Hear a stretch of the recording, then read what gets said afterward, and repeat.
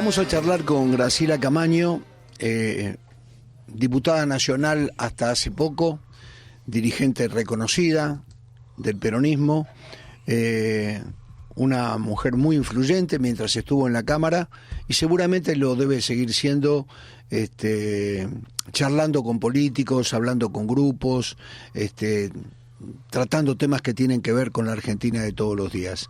Graciela, ¿qué tal? ¿Cómo le va? Buen día. Hola, ¿qué tal? ¿Cómo le va, Fernando? Buen día. Bien, muy bien. Bueno, usted se imagina que hay varios temas para charlar con usted. Es decir, tiene una visión tan amplia de la política argentina que podríamos repasar los temas que nos suceden habitualmente, pero hay uno que es muy particular y que tiene que ver con la posición que usted sostuvo en su momento con respecto a la argentinización de YPF. Y hay una parte de la historia que recuerda su discurso, ha sido pasado por muchos canales de televisión. Ayer hablaba también con el diputado Eduardo Amadeo y me decía, bueno, recién estuve viendo la participación de Graciela, me acuerdo de aquellos momentos tan difíciles que tuvimos que soportar muchas críticas. ¿Podemos hacer un poquito de memoria cómo se vivía en aquel tiempo? Bueno, para empezar, ese no fue argentinización, porque argentinización fue otro. Hubo una gran construcción de relatos en torno al tema energético en la Argentina. En el año 99, cuando se privatizó, había todo un consenso social que debía privatizarse. YPF la privatizó Menem, y se hizo porque los jubilados necesitaban tener plata. O sea, teníamos la imagen tremenda de Norma Pla llorando por su jubilación en la calle. O sea, bajo el relato de resolver la jubilación, se privatizó. Yo en ese momento no la voté a la privatización. No estaba de acuerdo. Después aparece Kirchner y con un birloque muy extraño, que en el que no participó el Congreso, hace la argentinización. Uh-huh. ¿Qué quería decir eso? Que un empresario argentino se metiera en la empresa. Repsol no cumplía con los contratos y en lugar de ejecutar el incumplimiento del contrato, se negoció esto. Entra Eskenazi. Ahora, Eskenazi cuando entra con un 25% de las acciones y con una venta de acciones sumamente particular. Primero porque no pagó nada. Creo que al contado tenía que pagar 300 millones y la venta total eran 3.000 millones. Ahora, como él no pagó nada, él pidió préstamo a los bancos. Y lo que hicieron en ese momento es hacer una cláusula de obligación de rescate. ¿Qué era eso? Eso era una cláusula que establecía que YPF estaba obligada, en caso de que los bancos exigieran la ejecución de esa cláusula, que era una cláusula gatillo a 60 días, bueno, a presentar todo, en fin, a ponerse a derecho, ¿no? ¿Qué era lo que figuraba como cuestión importante ahí? ¿Qué es lo que hay que tener en cuenta a esta hora? Esa era una obligación que se hacía en caso de que se resuelva estatizar. Sí, o sea, la escucho atentamente. Se le advertía a los inversores que había este compromiso, que estaba englobada ahí bajo los conceptos de los covenants, es decir, un acuerdo entre un prestamista que ofrece el recurso financiero y su deudor. Bueno, por esa cláusula se comprometían a ejecutar determinados actos que no solamente estaba en el prospecto bancario del préstamo, sino también en los prospectos de emisión de las obligaciones negociables que tenían YPF. ¿Entendés cómo dejaron a YPF entrampada en que tenía que hacerse cargo de la deuda de este hombre? De Eskenazi. No, sin duda. Pero eso, ¿qué decís, Graciela Mariano Roa? ¿Cómo estás? Buen día. Hola, ¿qué tal? ¿Cómo te va? ¿Qué decís?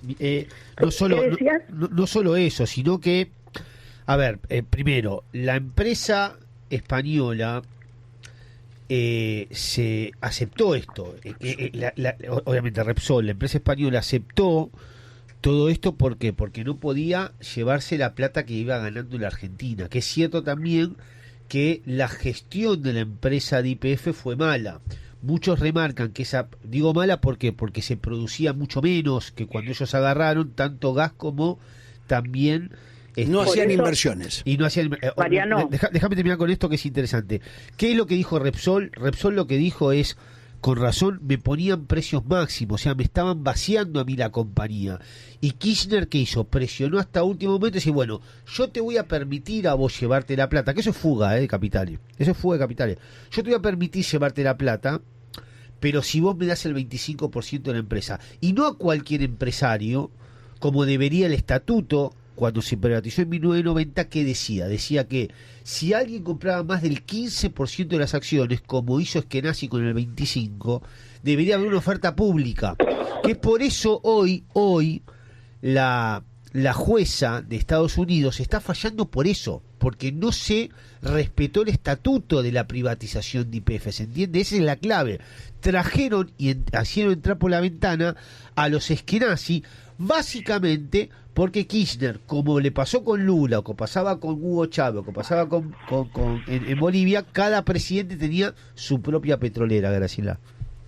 Sí, a ver, yo lo que dijo, lo que no dijo, no lo sé. Yo solo tengo que decir lo que dije, que es que Repsol, frente a los incumplimientos, o sea, en lugar de ejecutar los incumplimientos del contrato, se le obliga a vender el 25% y se lo venden a Eskenazi. Después vos ponés el condimento que le pusiste con las especulaciones en cuanto a por qué pasó eso. Lo importante no es que la jueza se remite a esa venta. La jueza se está remitiendo a la cláusula obligatoria que cuando se tomó el 25 le metieron al contrato. Y la obligación de que YPF se haga cargo de esa deuda. Nosotros lo que nos estamos haciendo cargo con el fallo de la jueza es de la deuda que tenía Eskenazi. Claro. ¿Me entendés? Que por qué no se debatió esto, porque esto estaba en la discusión. Nosotros queríamos, si vos viste el discurso mío, yo les digo que no fuimos a ninguna comisión, que no fue ningún funcionario, porque no querían venir a explicar esto, no querían venir a explicar lo que ellos querían ocultar con el relato. Ellos habían lanzado el relato de la soberanía energética en ese momento. Y todo el mundo estaba con que íbamos a ser los dueños de vacas muertas, la soberanía energética, la Argentina potencia y todos esos relatos que construían los kirchneristas con sus leyes. Lo que nunca quisieron explicar y hoy tienen que ir a saldar, que tendrían que ir ellos a saldar, no los argentinos, es esta cláusula que ellos pusieron cuando les dieron de regalo el 25% de YPF a Eskenazi, por la cual comprometieron al Estado argentino a que esto se pague. ¿Me entendés? A que los bancos que le habían prestado la plata porque no había venido con plata Eskenazi puedan cobrar esa deuda que tienen. Sí, también es cierto. Y se puso con la palabra exacta, o sea, ni siquiera se dejó un margen de duda, porque se puso que dentro de los 60 días estaba la obligación de rescatar al momento de una supuesta nacionalización. Y decía, mira, te digo cómo decía puntualmente, porque me lo acuerdo, te imaginas que yo lo vi mucho a este tema. Si ocurriera un supuesto de nacionalización según lo definido en el prospecto, y en el caso de que fuera requerido por los tenedores de por lo menos 25% del total del capital de las obligaciones negociables clase 1, rescataremos la totalidad de las obligaciones negociables clase 1 dentro de los 60 días desde la recepción de la notificación en tal sentido. ¿Entendés lo que quiere decir esto? Esto es con lo que ellos fueron a reclamar. A ver, para que la gente lo entienda, quizás para esto, que es muy interesante lo que decís, porque cuando nosotros hablamos de cómo se llegó a los 16.000 millones de dólares que van a ser más, es todo un intríngulis que a muchos de nosotros se nos escapa. ¿Qué es lo que dicen ellos? Dicen, básicamente, y corregime, Graciela, ¿qué dice Eskenazi? ¿Eskenazi qué hizo?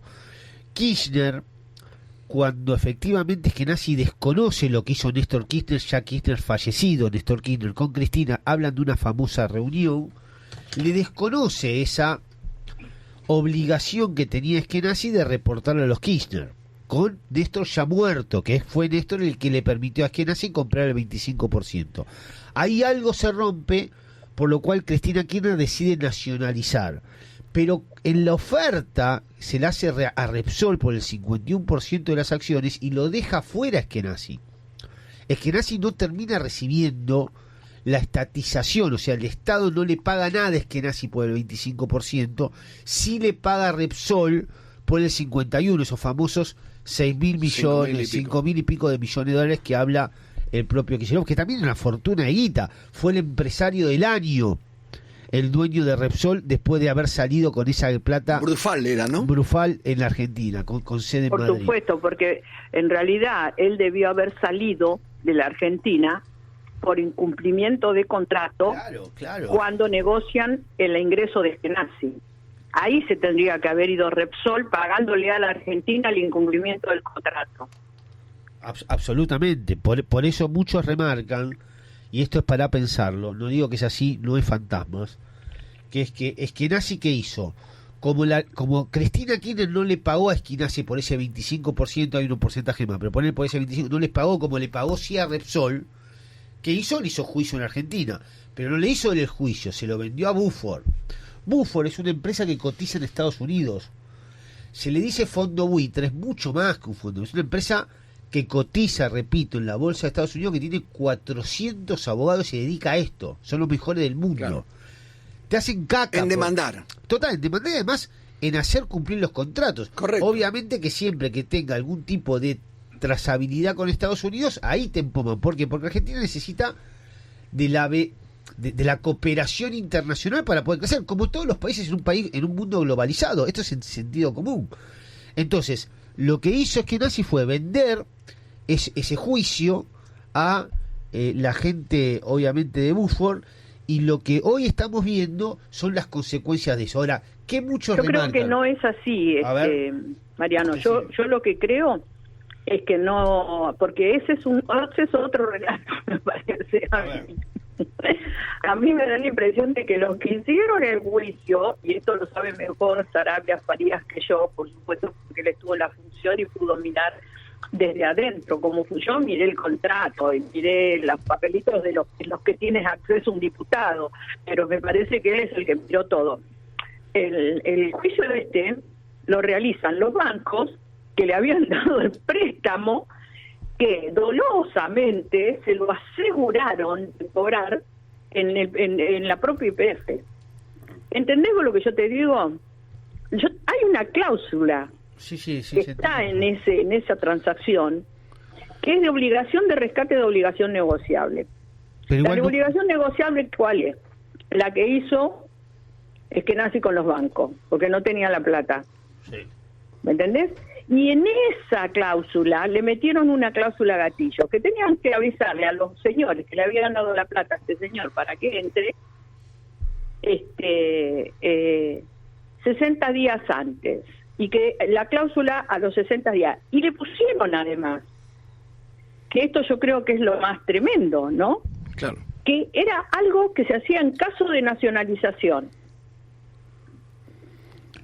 Ante eso se ejecutaba. ¿Entendés?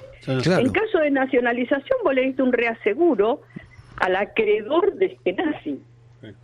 Igual lo que ayer estábamos haciendo cuentas estamos armando algo hoy en el diario quizás más detallado, que no lo va a leer nadie, porque se sabe que todo esto es muy complejo. Es muy complejo. ¿Cómo se llegó a los 16.000 millones? Ese es el gran tema, porque Eskenazi no pidió 16.000 palos ni 10.000. Eso yo no lo sé. Por eso. Lo escuché al doctor Sarabia Farías explicar que no es ese monto. Por eso. Pero no puedo hablar porque no lo sé. Bueno, ese es el gran hablo tema. de lo que yo sé. Me encanta y yo trato de hacer lo mismo, y aunque tengamos siempre una cámara, un diario o un micrófono delante. Por eso estoy remarcando que nadie sabe bien, porque no fueron 5.000 y 6.000 el préstamo de los bancos que le hacen Eskenazi, con obligaciones negociables que tenía que responder la propia YPF, que es lo que está ahora en discusión. Lo que sí está claro es que acá lo que hubo es fue patético y además demuestra, es un por supuesto, Mariano, porque esa cláusula que yo te digo, que habla de qué pasaba con la nacionalización, no solamente figura en los prospectos bancarios, que es obvio que ahí tienen que estar, están también en los prospectos de emisión de las obligaciones negociables que tiene YPF. Claro, ¿entendés? Claro. O sea, claro. Están ahí, muchachos, que nadie los diga, que nadie hable, que todo el mundo se haya callado la boca, que apenas 32 tipos hayan tenido, de esos 32, ponele que 10, hayamos leído todo. La voluntad de investigar y ver qué era lo que estaba pasando, si estábamos haciendo las cosas bien, porque hoy se está hablando si se podía expropiar o no se podía. ¿Cómo no se va a poder expropiar? Expropiar es un derecho constitucional. Ahora vos, cuando expropiás, tenés que pagar. Claro. ¿Me entendés? Y acá lo que pasó es que expropiaron, y como acá había algo que se había metido antes y que era una estafa al Estado Nacional, se lo vio como si no lo pongo no existe. Más allá, no. Graciela, para los tipos que tenían las acreencias existió, y se fueron a los foros internacionales y ejecutaron. Total. Graciela, más allá de este tema de los detalles, a mí me encantan, pero evidentemente quizás es muy confuso. ¿Qué resumen haces? Porque, a ver, vos las viviste todas desde adentro, desde la Cámara, y también con, me imagino, amistades, tanto en los 90 como también en la época de los Kirchner. Y uno ve a Kirchner haciendo lobby para privatizar en los 90. El principal quizás beneficiario, ¿se acuerdan ustedes? Las regalías de Cavallo, que no sabemos todavía dónde estaba la guita, que se la llevó a Nueva York y después se la llevó a Suiza. Y esto para recordar, el propio Néstor Kirchner que le decía que Menem era el mejor presidente después de Perón, ¿se acuerdan ustedes? Después de privatizar, eso fue la semana después de privatizar YPF. En un acto que se hizo en Santa Cruz. Fue famosísimo. Eso porque fue el Kirchner privatizador. Después se vino el Kirchner, como vos remarcabas, eskenazización, que puede decir, de Eskenazi, de argentinización de YPF, ¿no? Se la hizo de Eskenazi. Después, finalmente, la de nacionalización o expropiación. ¿Qué queda de todo esto? ¿Estamos nosotros en Argentina dispuestos y capacitados para poder hacernos cargos de una empresa como YPF? YPF en este momento me da la impresión que como empresa, por lo menos ha tenido periodos de buen funcionamiento. Hay algo que es cierto, ¿no? Y que hay que pensarlo. Hoy está dando rentabilidad, ese es el tema. Vos podés hablar con él hoy, que es lo que me pasa a mí siempre. Yo tengo la desgracia de no hablar con él hoy nunca y siempre estar mirando para adelante. Si vos mirás para adelante, el hidrocarburo es un problema y va a seguir siendo un problema para el ambiente. Tarde o temprano, más allá de los ambiciosos que gobiernan el mundo, la sociedad, el planeta va a tener que tomar otra fuente de energía. ¿Me entendés? Nosotros nos tenemos que buscar energía de otro lado. No sé, hidrógeno verde, eólica, hasta la atómica resulta más limpia que la energía de los hidrocarburos. Se estima que el hidrocarburo tiene un tiempo, o sea, no tiene más de 30 años de vida. Eso es lo que se estima, en el sentido de que el mundo va a tener que sí o sí reconvertir la energía, porque es el gran emisor de gases que son gases de efecto invernadero. Nosotros tenemos un problema serio ahí. Entonces, vale la pena que que el país tenga e invierta en una empresa que en 30, 50 años, ponele 50 años, no se va a necesitar? ¿Vale la pena eso? Y yo no sé, ¿entendés? Hoy Da la sensación que, estando bien administrada, por 50, 60 años que tengamos esa posibilidad, permitiría salir a la Argentina de una situación muy incómoda como está hoy, debiéndole a medio mundo. Por eso te digo, hoy nos está salvando la ropa. Claro. No, aparte los inversores están poniendo plata en vaca muerta por este tema de los negocios que se vienen de acá 50 años, y no solo eso. Porque hoy en realidad vaca muerta es gas, y gas, a pesar de que tiene emisión, no tiene las emisiones que tiene el hidrocarburo. Total. También es cierto que YPF tiene un grado de reconversión, o sea, YPF no es YPF es hidrocarburo, YPF es gas shale, YPF también es eólico, YPF está haciendo investigación en materia de hidrógeno, o sea, YPF tiene, como todas las empresas hidrocarburíferas de la Argentina y del mundo, tienen departamentos de investigación y están intentando las propias empresas hidrocarburíferas salir hacia otros elementos que generen energía. Pero bueno, qué sé yo, depende de cómo se la administre. Si vos me preguntás, ¿vale la pena tener? Controlar la energía del país siempre es importante, pero bueno, lo más importante es la educación, y vos fíjate la bola que le estamos dando, ¿no? Sí, no, por supuesto. Graciela, se ve que está afectada por los rigores del invierno fuerte que estamos teniendo. Usted fue una persona central en la vida política argentina. Yo me acuerdo que en la Cámara recurrían muchos diputados a su bancada para charlar con usted, para que usted los orientara, para que de allí salieran las mejores ideas. De repente, bueno, porque se terminó su mandato, usted salió de la primera escena. ¿Usted está hoy como una observadora o decidida a volver fuertemente a la política? Yo estoy colaborando con un grupo de dirigentes políticos que están intentando en provincia de Buenos Aires formar una tercera opción. Y lo estoy haciendo desde un lugar de espectador, digamos. O sea, no estoy buscando un cargo, estoy tratando de ver si puedo colaborar con los de mejor buena voluntad para tener una propuesta política para en ese grupo está Emilio.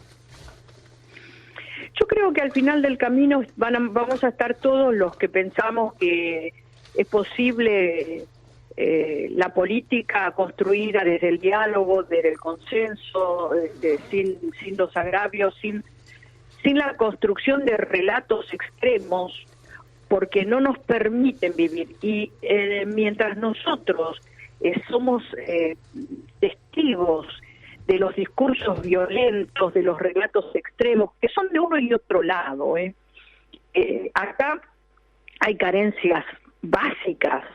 Nosotros tenemos problemas socioambientales profundos, y somos un país extenso, y además somos un país que tiene oportunidades en sus bienes naturales, y cada vez estamos despreciando más los talentos humanos, y estamos llevando al argentino a la mínima expresión de sus talentos, desperdiciando las cosas tan importantes como pueden ser promocionar la ciencia o promocionar la educación, tratar de que el país crezca desde el conocimiento y las ganas que tienen los que producen con esfuerzo. Ese movimiento, Graciela, es multifacético. Acá el problema grave que está teniendo la Argentina es que se está apostando a que venga la plata. Antes venía la plata de la maquinita, ¿no? Sí. Bueno, y de los préstamos. Ahora es de los préstamos y de 3 productos de la Argentina. Entonces vos cuando haces eso, ¿qué estás haciendo? Estás encajonando a los argentinos a que solamente sean mineros productores de gas o estén en el campo. Nosotros tenemos que promocionar otras cosas.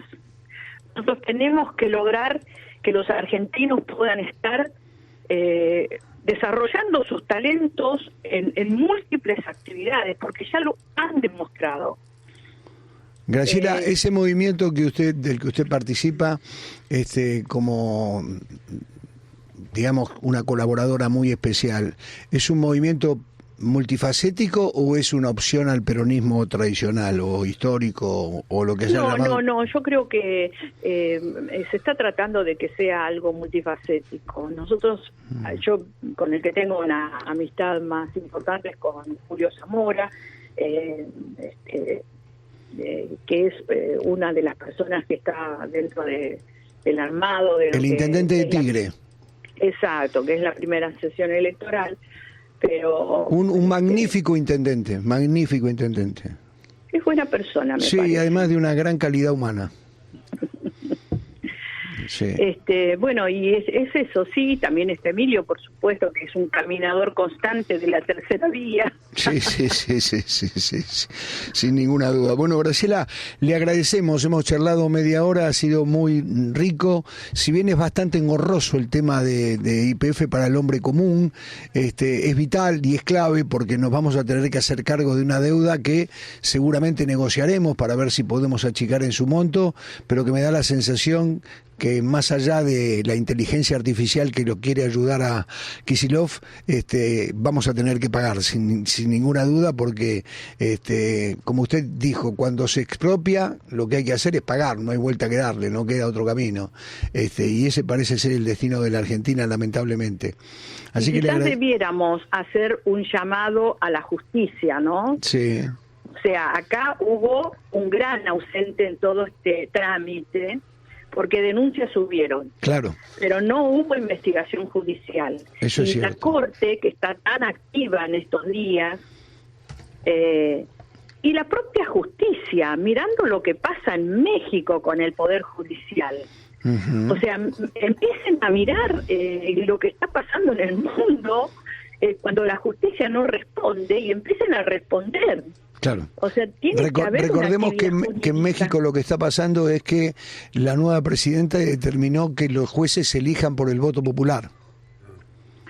Peor, el 50% ya es juez por voto popular. Claro. Entonces vos tenés cada personaje que son jueces hoy, y esto tiene que ver con las falencias que demuestra la justicia. Nosotros podemos llegar a tener, si llegamos a ese punto, a cualquier puntero siendo juez de cualquier zona del conurbano o de los conurbanos, además, ¿no? Yo siempre digo lo mismo, y dos cosas. La primera, cuando dice Graciela, muy interesante, Ariel dijo... Sí, lo cajoneó. Pudo haber evitado todo esto. Lo cajoneó. Si es que efectivamente le daba curso a una denuncia que hizo Carriazo en su momento por estos temas que estamos hablando acá y que Graciela los está detallando muy bien. Eso es uno. Y dos, no jueguen tanto con el tema de la democracia. Y les digo siempre a lo mismo, porque esto se ha escuchado también mucho de relato y la retórica del kirchnerismo de el tema de que nadie eligió a los jueces. Porque vamos a terminar también, cualquiera puede decir, bueno, votemos a ver si Cristina tiene que estar presa o no. Claro. Y probablemente van a perder. Y van a perder por escándalo. Entonces, tengamos cuidado, defendamos la democracia y no hagamos disparates con la democracia en nombre de la democracia, ¿no? Me parece. Seguí el tema, Mariano, que vos sos joven e inquieto. Fíjate el tema de México, con el 50% de los jueces elegidos por el voto popular. Muy bien, Graciela, le agradecemos como siempre, le mandamos un beso y muchísimas gracias. Gracias, Fernando. Gracias a vos, Mariano. Fernando, gracias. Que siga muy bien. Graciela Camaño, dirigente política.